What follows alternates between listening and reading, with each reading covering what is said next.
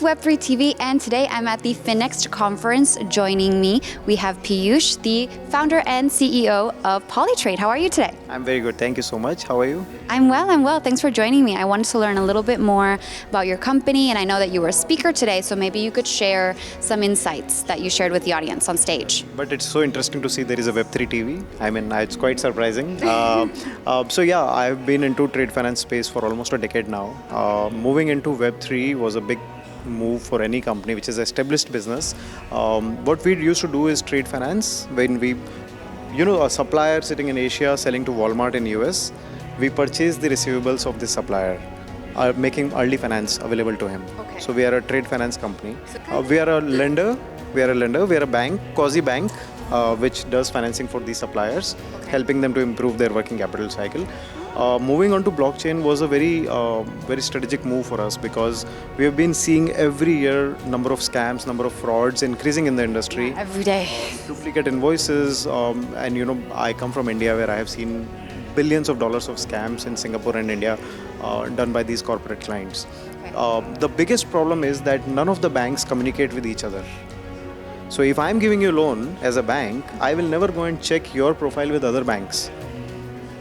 That have they already incurred a loss on you, or have they already funded this particular asset which you are giving to me? You might have already got it funded from 10 other banks. They don't do like risk assessments? No. So there is no... In the US when we get loans, Yeah, so if you're on credit scores exist, but imagine you have an invoice with you which is due in 60 days. You can go to 10 banks and get it funded at the same time, yes. right? Yeah. So no communication infra exists between the lenders. Okay.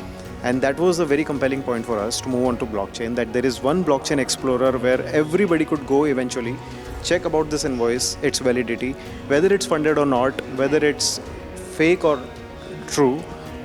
So yeah, in this journey, we have moved quite ahead now. We are 3 years. Does that mean that you're putting the client's financial profile on chain in a way? Yeah? Okay. So we are launching POLYTRADE ID, which is the first blockchain identity of Web2 companies, which includes everything about them, their underwriting data, their history, their geography, of their buyers, their suppliers, their invoices, everything, right? And idea is that more and more Web3 lenders can start benefiting out of this data and make sure that they take a meaningful and the right decision. Okay, I see. Yeah, that seems to be needed right now, especially with what's going on in the industry. Yeah, and in last 3 years, we've come a long way. So we have a marketplace where people can list their invoices to get it funded by crypto economy, which is growing every day, as we know. And lastly, we just raised our seed round from market investors from Middle East.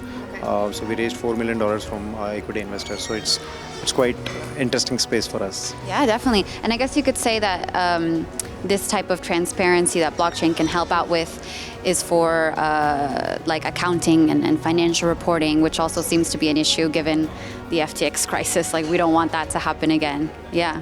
So I wanted to learn a little bit more just about maybe your journey as a founder and what compelled you to start this company. Yeah, so as a founder, as a team, as a company, we always feel that mainstream adoption is still a major problem because people confuse between blockchain and crypto. I'm a big advocate of blockchain. Crypto is just a use case of blockchain, right?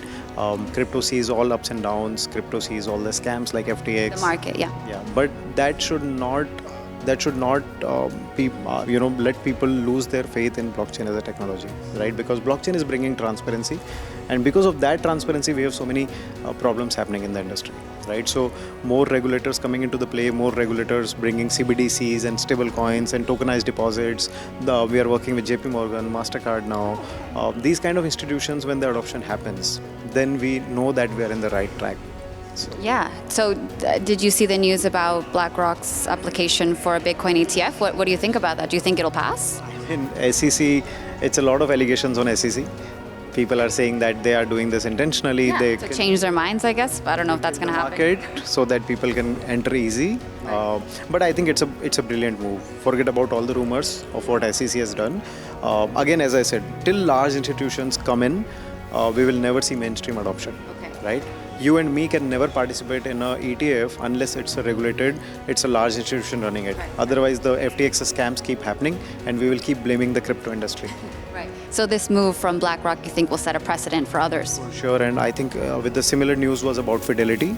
We have seen JP Morgan and other banks are quite aggressive, quite advanced in blockchain already. Yeah. So I think we are there. Just give 6-8 months.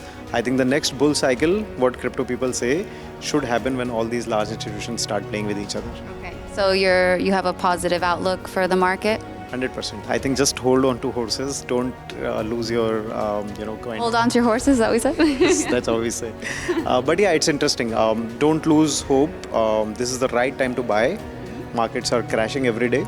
By the discount, right? By the discount. DCA, dollar cost averaging, right? But yeah, interesting times. All right. Well, thank you so much for your time today, and enjoy the rest of the conference. Thank you. See